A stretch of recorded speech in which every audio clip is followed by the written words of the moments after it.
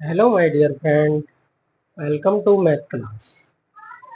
Student, आज हम आपको बहुत ही इम्पोर्टेंट टॉपिक पढ़ा रहे हैं, भारतीय संख्या पद्धति या प्रणाली। ठीक है, पहले हम आपको इसे हिंदी में समझाएंगे और उसके बाद इसकी साथ के साथ इंग्लिश में भी बताते चलेंगे, क्योंकि जो इंग्लिश के स्टूडेंट हैं, इंग्लिश मीडियम में पढ़ते हैं, उन्हें हिंदी नहीं पता होती। ठीक है जी, तो हम पहले हिंदी में बताएंगे, उसके बाद आपको इसे इंग्लिश में ट्रांसलेट करते हुए चले जाएंगे। ठीक है, सबसे पहले आपको सीख लेना है कि हमने ये क्यों सीखे, हम इसे भारतीय संख्या पद्धति को क्यों सीखे।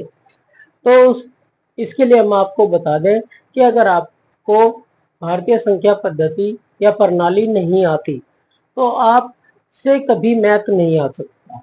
अगर आपको किसी ने कोई डिजिट, कोई संख्या लिख दी है ना, तो आप उसे कैसे पढ़ेंगे। तो पढ़ना यही पद्धति सिखाती है ना। आपको अगर किसी को शब्दों में लिखना है या फिर अंकों में लिखना है तो आपको इसकी आवश्यकता है। अगर आप किसी भी संख्या का, किसी डिजिट का स्थानीय मान निकालना चाहते हैं तब भी आपको इसकी आवश्यकता है।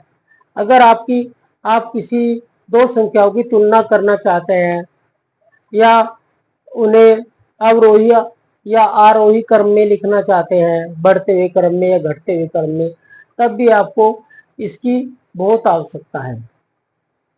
तो इसके बिना जब आप डिजिट या किसी संख्या को पढ़ ही नहीं सकते तो आप लिखेंगे क्या, मैथ क्या करेंगे, है ना।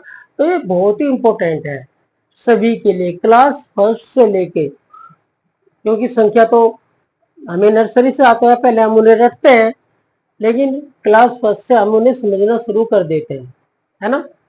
बड़ी संख्याएं हो जाती हैं, नंबर बड़े हो जाते हैं, तो उन्हें अच्छी तरह पढ़ने लिखने के लिए हमें इसकी आवश्यकता है। ठीक है जी, तो शुरू करते हैं। देखिए, भारतीय संख्या प्रणाली में कुछ अवधियां होती हैं, जैसे इकाई, हजार, लाख, करोड़, अरब और खरब। इससे आगे भी होती है, लेकिन आपके कोर्स में बस सिर्फ इतनी ही है, तो हम यहीं तक आपको पढ़ाएंगे। ठीक है, क्लास 5-6 तक इतनी ही आती है। तो इन्हें कहते हैं, इन्हें क्या कहते हैं हम, अवधियां, यानी कि काल। और इंग्लिश में अवधियों को कहते हैं पीरियड्स। क्या कहते हैं, पीरियड्स, है ना। जैसे वंश का पीरियड, थाउजेंड का पीरियड, लाख का पीरियड, करोड़ का, अरब का और खरब का। ठीक है जी, तो ये पीरियड होते हैं और हिंदी में कहते हैं इन्हें अवधियां, है। इकाई, दहाई, सैकड़ा, हजार, ये तो आप लिख सकते हैं, तो याद करने की जरूरत नहीं है।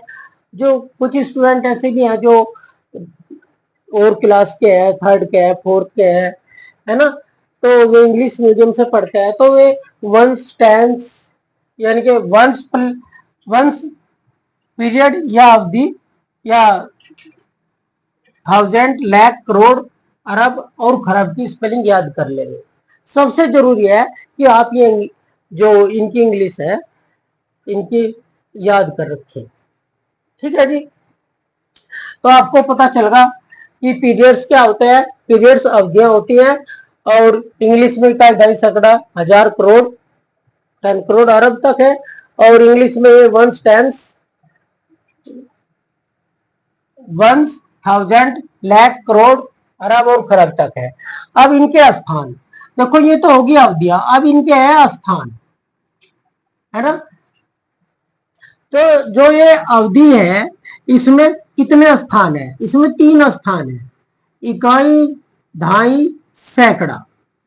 जो इकाई की अवधि है उसमें 3 स्थान होते हैं, इकाई, दहाई और सैकड़ा।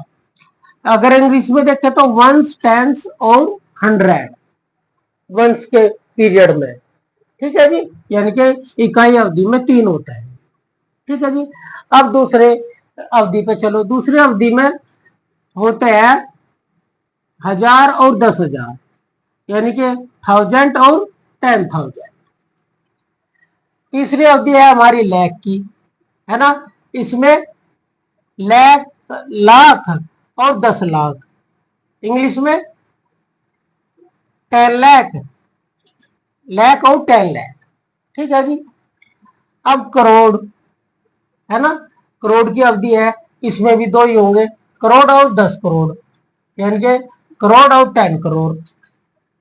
और अरब, अरब में 1 अरब होगा, एक 10 अरब होगा, ठीक है जी।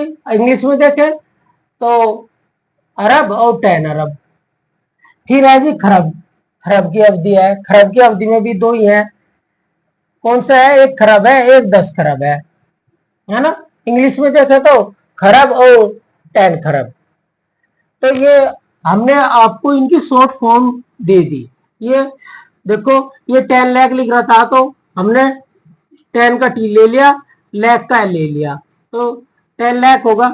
लाख लिख, ये 10 लाख है तो 10 का द ले लिया और लाख का एल, लाख का ले लिया, तो 10 लाख हो गई, ठीक है। इस तरह हमने इन्हें शॉर्ट फॉर्म में लिख दिया।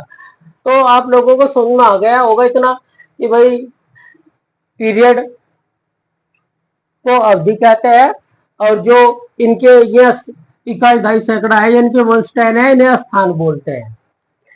तो देखिए, जितने भी पीरियड है, जितनी भी अवधियां हैं, पहले तो 3 की होती है, सब में 3 की होती है, चाहे इंग्लिश में ले लो या फिर इंटरनेशनल में ले लो, सब में 3 का ही होता है पहला पीरियड, इनकी पहली अवधि 3 की होती है, ठीक है जी। अब आपको हम सिखाते हैं इनमें अल्प विराम लगाने। अल्प विराम को इंग्लिश में कहते हैं कोमा। भाई कोमा कैसे लगाया जाता है, क्वेश्चन आता है, पुट द कोमास, यानी कि इनके बीच में कोमे लगाइए, अल्प विराम लगाइए। हिंदी में कोमे को कहते हैं अल्प विराम, ठीक है जी। तो पहला जो अवधियां होती है उनके बीच में ही हमेशा अल्प विराम लगता है। जो अवधियां होती है, जहां एक अवधि खत्म होगी वही आप एक अल्प विराम लगाएंगे।